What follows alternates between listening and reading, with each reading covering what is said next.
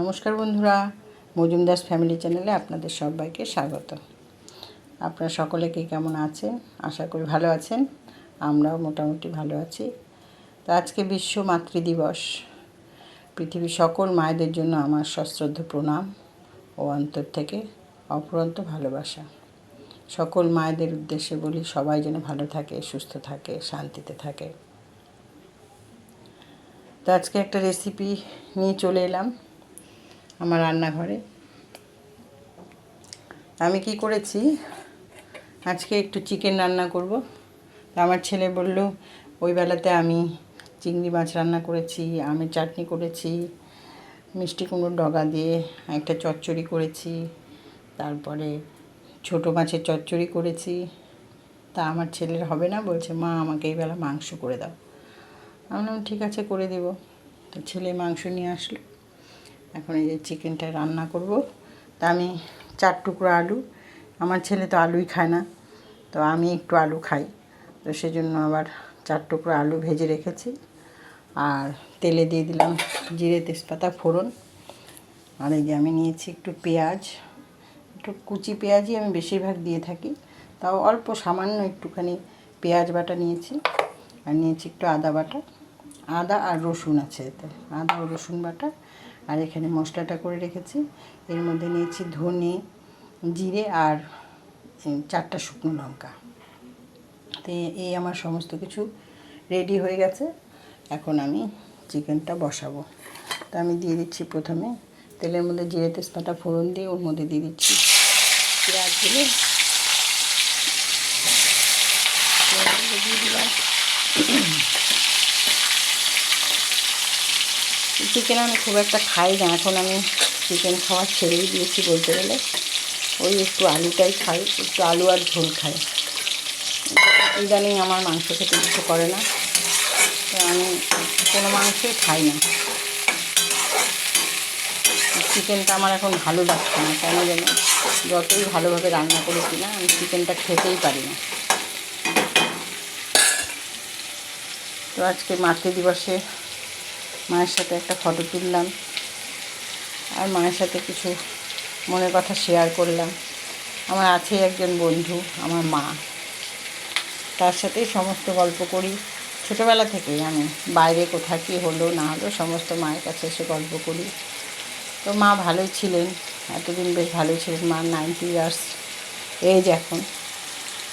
তো মা হঠাৎ করে পড়ে গিয়ে মার একটা পা ভেঙে গেছে, তার কোমরের বলটা ভেঙে গেছে। এখন এত এজ, সেজন্য ডাক্তারবাবুরা বললেন যে আর অপারেশন করা যাবে না। কী করবো, আয়ুর্বেদিকেও চেষ্টা করলাম, তারাও পারলো না। বিছানায় শুয়ে থাকে মা, কী করব। মা কিছু খেতেও চায় না। সবসময় বলি মা তোমাকে কী এনে দেবো, কী খাবে বলো। মা আবার আমার কিছুই খেতে ইচ্ছে করে না। এখন আমার মনটাও খুব ভারাক্রান্ত, খুব কষ্টের মধ্যে দিয়ে যাচ্ছে এরকম দেখি। তো সেই জন্যই আরও আমার কিছুই খেতে ইচ্ছা করে না। মাও সেরকম খায় না, একদমই খায় না, মা কোনো কিছুই খেতে চায় না। আগে আমার মা খুব মিষ্টি ভালোবাসতো। যে আজকে মাতৃদিবস গেল, বললাম একটু মিষ্টির ব্যাপারে, বললো না আমি কিচ্ছু খাবো না, কিচ্ছু খেতে চায় না, কোনো মিষ্টি।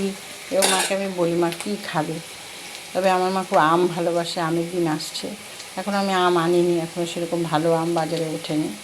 আর যেগুলো উঠেছে ওগুলো পছন্দ করে না, একটু ল্যাংড়া আমটা খুব ভালোবাসে। আর কোনো ফলই খেতে চায় না, একটু মৌসুম্বিটা খেতে চায়। আর ওই একটু আমটা খুব ভালোবাসে। তো আমটা আশা করি আর 2-1 দিনের মধ্যে আমটা আসবে বাজারে। ওই তোষা আর ল্যাংড়া এই দুটো আমি আমাদের বাড়িতে বেশিরভাগ আসে, তো এনে খাওয়াবো মাকে। আপনাদের একসময় মায়ের ফটো দেখাবো, কীরকম মা ছিলেন। আমার মা খুব কাজের মানুষ ছিলেন, রান্না বান্না, সেলাই কড়াই, আচার বড়ি সমস্ত কিছু বানাতে পারতেন তিনি। সমস্ত কাজ একা হাতে সামলাতেন। এখন পারে না, নিজেও দুঃখ করে। ভাবি আর কি, মানুষের শরীর কীরকম হয়ে যায়।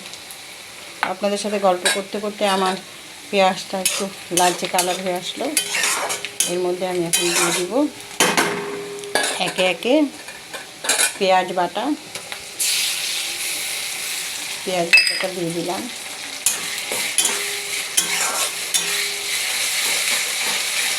এই পেঁয়াজ বাটার একটু কাঁচা গন্ধটা চলে গেলে আমি মধ্যে দিয়ে দেবো আদা রসুন বাটা। মাংস রান্না তো খুবই সহজ, কিছুই নেই মাংস রান্নার মধ্যে। মাঝে মাঝে চিলি চিকেন করে দিই আমি। তো আরেকদিন আপনাদের আমি চিলি চিকেন রেসিপিটা দেখাবো আমি কীভাবে করি। আমি নিজের মতো প্রসেসে করি, জানি না। চিলি চিকেনটা আমি রান্না করতে পারতাম না, আমার ননদের কাছে শিখেছি। তারপরে আমি যখন আমার ননদকে রান্না করে খাওয়াই, তখন আমার ননদ আমাকে জিজ্ঞেস করে তুমি কি কি দাও এর মধ্যে, কিভাবে করো। তা আমি বললাম কেন দিদিভাই, আমি তো তোমার কাছ থেকে শিখেছি, তুমি যেভাবে করো। বলে না, আমার চেয়েও ভালো হয় তোমারটা। যাই হোক, দিদিভাইয়ের কাছে সার্টিফিকেট পেয়েছি চিলি চিকেনটার ব্যাপারে। একদিন আমি যদি চিলি চিকেনটা রান্না করি আপনাদের দেখাবো।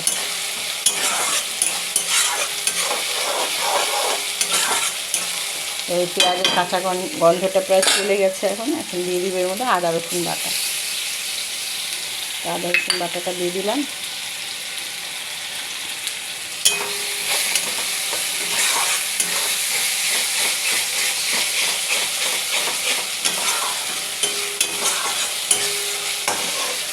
আমি না চিকেনটা অনেকক্ষণ আগে, ঘন্টা দুয়েক আগে আমি এতে লবণ, হলুদ আর একটু সর্ষের তেল আর একটু লেবুর রস দিয়ে আমি চিকেনটাকে মাখিয়ে রেখেছি।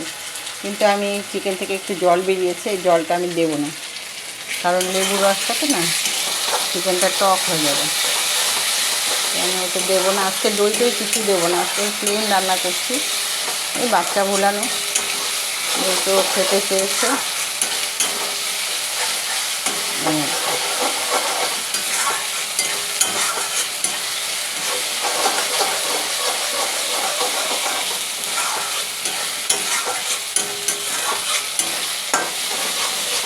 আপনারা আমাকে কমেন্ট করে জানাবেন আজকে মাতৃদিবসের দিনে আপনারা কী করলেন। তবে আমার কাছে জানেন তো, আমার কাছে প্রতিদিনই মাতৃদিবস, মায়ের দিবস।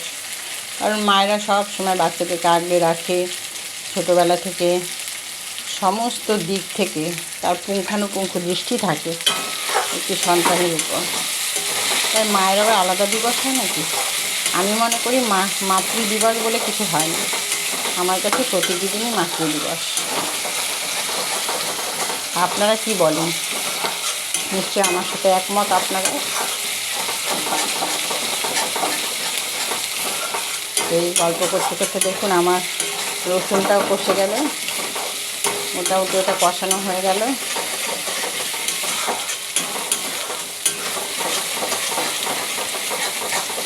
এখন আমি এতে দিয়ে দিব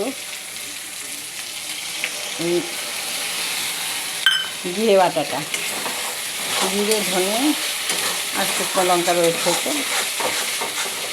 এটাও যখন একটু কাঁচা গন্ধটা চলে যাবে তখন আমি চিকেনটা দিয়ে একটু নাড়াচাড়া করে একটু হালকা ঢেকে দেব, তাহলে মাংসটা বেশ সিদ্ধ হয়ে যাবে।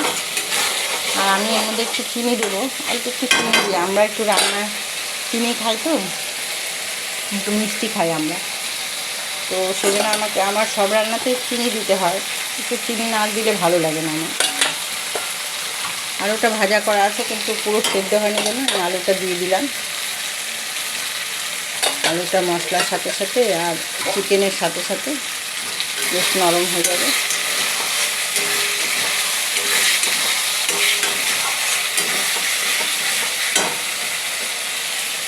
আপনারা না সবাই কম আঁচে রান্না করবেন, একটু কম আঁচে রান্না করলে গ্যাসটাও বাঁচবে আর রান্নাটা খুব সুস্বাদু হয়। যদিও আমরা গ্যাসে রান্না খাই, কিন্তু গ্যাসে কী হয়, গ্যাসে রান্না অত টেস্টই হয় না।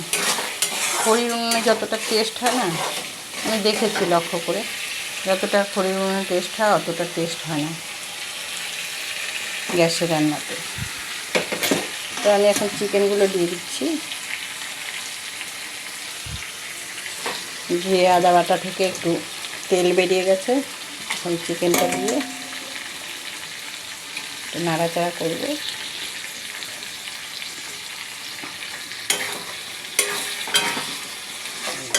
মোটামুটি হয়ে গেল। এর মধ্যে দিয়ে দেবো একটু কয়েকটা কাঁচা লঙ্কা চেরা আর একটু চিনি, সামান্য চিনি। আর আমি যেহেতু লবণ হলুদ মেখে রেখেছিলাম, তো একটুখানি টেস্ট না করে লবণটা আর দেওয়া যাবে না।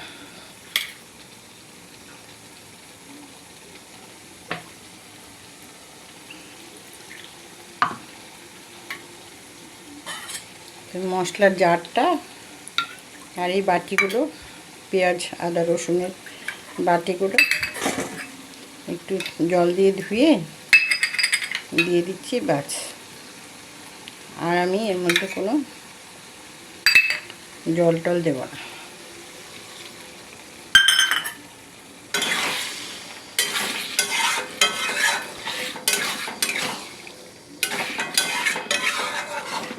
এখন একটু সেদ্ধ হতে দেবো।